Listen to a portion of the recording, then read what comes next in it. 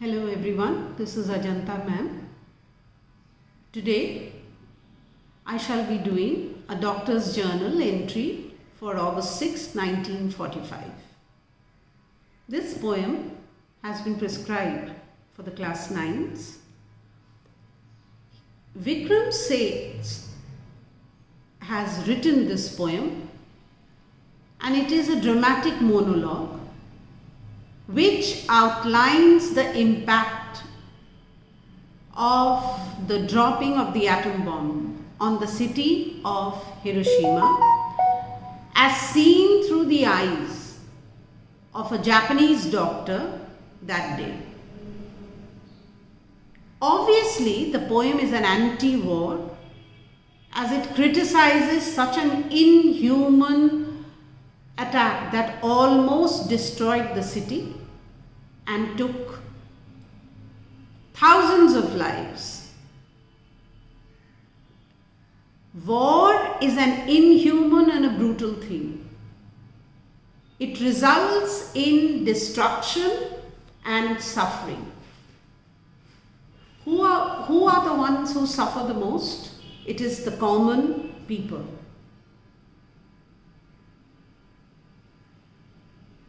In the poem, one can notice the gradual narration of the impact of the bombs and the atmosphere of fear, panic, horror, and great devastation, which is created in the poem by giving details, horrific details of the explosion. The poem begins rather in a very peaceful manner. It is the morning stretched is calm, which proceeds with a trail of destruction caused by the consecutive flashes in the sky and ends with the silence of the shell-shocked victims. The speaker is a Japanese doctor who is relaxing in his home on the morning of the fateful day. The weather is bright and pleasant and he makes the most of it. Suddenly, he saw strong flashes in the sky and then another one. So there are two consecutive flashes. And the old stone lantern lit up because of the flashes in the sky. He thought that probably it was someone who was shooting magnesium flares through the sky. And even as he was considering the matter, the roof and the walls of his home started collapsing. There was dust everywhere. Even in the garden outside, strangely he noticed that his vest which he was wearing and the shorts vanished. Excuse me. The flares and the heat of the explosion had burnt away his clothes. And looking upon himself, he noticed that a splinter of wood was sticking out from his torn thighs, and his full right side was bleeding profusely. Pieces of glass were lodged in his cheek, and when he called out to his wife, Yeko-san, the force of his effort caused his already damaged blood vessel in his throat to burst and blood gushed out. In a state of total panic, not knowing what happened, he yells out for his wife as she emerges, blood-stained and frightened. We now come to realize the impact that the bomb had made. And most certainly it was devastating, it was horrific. It left its victims with no time to think and no time to run. The morning had started very calmly. The weather was bright and pleasant, fluttering leaves in the sunlight. And it is how ironic that such a beautiful day would be leading to such devastation.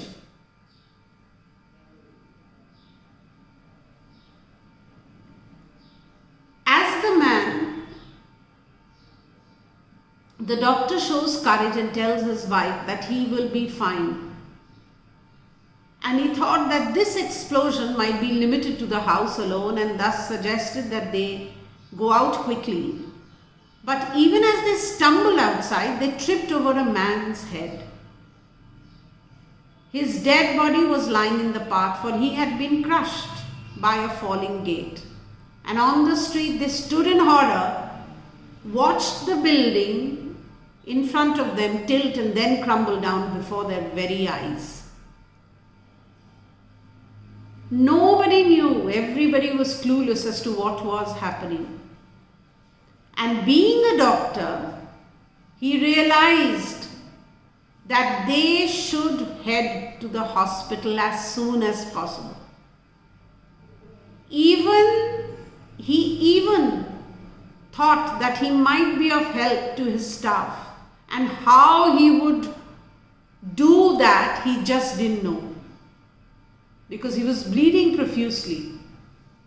He was thirsty, but there was no water around, and he struggled to breathe, and in a few moments he felt a little better, struggled to get up,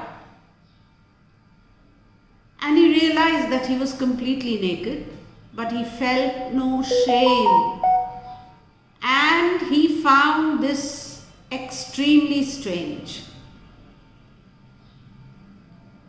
The soldier then handed him the towel to cover himself.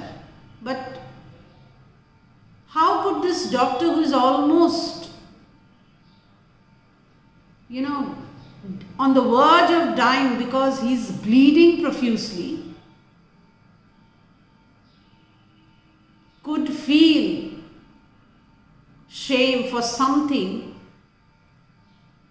so petty as nakedness? He was in great pain, and as his world is shattering in front of him. Eventually, he feels that he cannot go on as the blood on his legs starts coagulating, and it is impossible for him to walk. His mind is troubled by greater things. He manages to send his wife, Yeko-san, much against her will, to the hospital. For this period, both the husband and wife are separated, which tells us that there might have been thousands of such separations on that very day. She leaves and he feels desperate loneliness and within himself, but he is too helpless to do anything. It is almost agonizing to know that somebody is going to die all alone. As he sits by the roadside, he sees groups of people injured badly and in a dazed condition walking towards the hospital.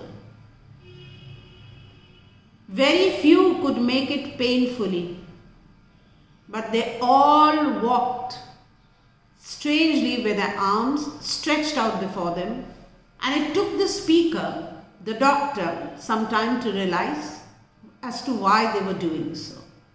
With this, I end this video today. Please stay tuned for more. Thank you.